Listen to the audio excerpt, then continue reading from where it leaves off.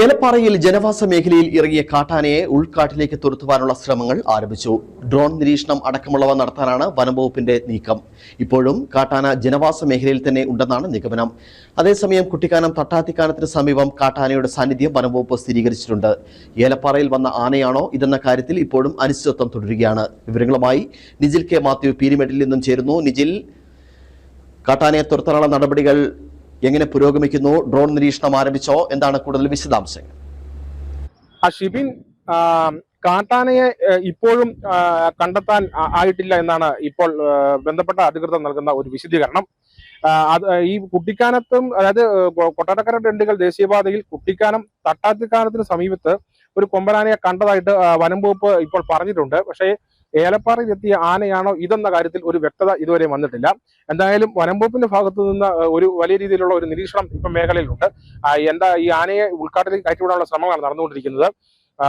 ഇന്നലെ വൈകിട്ട് ഏകദേശം ഒരു 8 മണിയോടെയാണ് ഏലപ്പാറയ്ക്ക് സമീപം പുതുലയം ഭാഗത്ത് ഈ കാട്ടാന എത്തുന്നത്. അവിടെ ഒരു ലയമാണ്, സ്വകാര്യ തേയിലത്തോട്ടമാണ്. ഈ തേയിലത്തോട്ടത്തിന് അവിടെ ഒരു ലയമുണ്ട്. അവിടെ നിരവധി കുടുംബങ്ങൾ താമസിക്കുന്നതാണ്. ഇതിലെ വന്ന, അതായത് ഈ പൊതുലയത്തിലേക്ക് ഇന്നലെ വന്ന ഓട്ടോയിൽ വന്ന ആളുകളാണ് ആദ്യം ഈ റോഡരികിൽ ആനയെ കാണുന്നത്. ഉടൻ തന്നെ ഇവർ ഓട്ടോയിൽ നിന്ന് ഇറങ്ങി ഓടിപ്പോയി.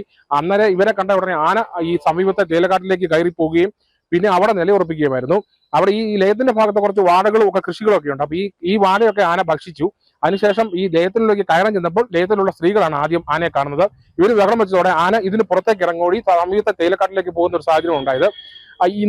ഇന്നലെ ഉച്ച മുതൽ ഈ ആന ഈ മേഖലയിലുണ്ടെന്നാണ് ഇവിടുത്തെ ആളുകൾ പറയുന്നത്. ഏലപ്പാറ അതുപോലെ കോഴിക്കാനം മേഖലകളിൽ ഈ ആന ഇന്നലെ ഉച്ച മുതലുണ്ടെന്നാണ് ആൾ പറയുന്നത്.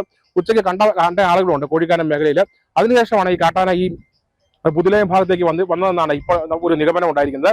രാത്രി ഏലപ്പാറ ഗ്രാമപഞ്ചായത്ത് പ്രസിഡന്റ് ഉമർ ഫാറൂഖ്, അതുപോലെ മറ്റ് സന്നദ്ധ പ്രവർത്തകർ, അതുപോലെ ഫോറസ്റ്റ് അധികൃതർ എന്നിവരുടെ നേതൃത്വത്തിൽ മേഖലയിൽ പരിശോധന ശക്തമാക്കിയിരുന്നു.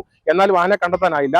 പിന്നീടാണ് ഇന്ന് രാവിലെ വനംവകുപ്പ് അധികൃതർ പറയുന്നത് ഈ തട്ടാത്തിക്കാനം ഭാഗത്ത് താഴെ ചതുപ്പിൽ ആന ഉണ്ടെന്നൊരു മറുപടി വനംവകുപ്പിന്റെ ഭാഗത്ത് അവർക്ക് ലഭിക്കുന്നത്. എന്തായാലും ഇന്ന് ജനപ്രതിനിധികൾ ഉൾപ്പെടെയുള്ളവർ വനംവകുപ്പിലെത്തി ഈ വിഷയത്തിൽ ഒരു പരിഹാരം ഉണ്ടാകണമെന്ന ആവശ്യം അവർ മുന്നോട്ട് വയ്ക്കുന്നുണ്ട്.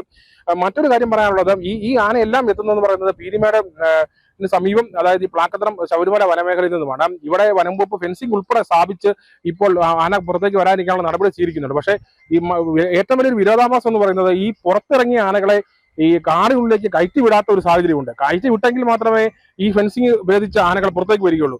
ആദ്യം ഈ പുറത്തുള്ള ആനകളെ അകത്തേക്ക് കയറ്റി വിട്ടതിന് ശേഷം മാത്രമേ ഈ ഒരു ബന്ദോബസ്ത് ഉണ്ടാക്കാൻ പാടുള്ളൂ എന്നൊരു നിഗമനമുണ്ട്. അതാണ് ആളുകൾ മുന്നോട്ട് വെച്ചത്. പക്ഷേ വനംവകുപ്പിന്റെ ഭാഗത്തുനിന്ന് ഈ ആനകളെ എത്ര ആനകൾ വെളിയിലുണ്ടെന്ന കാര്യത്തിൽ പോലും ഇപ്പോൾ ഒരു വ്യക്തത ഉണ്ടായിട്ടില്ല.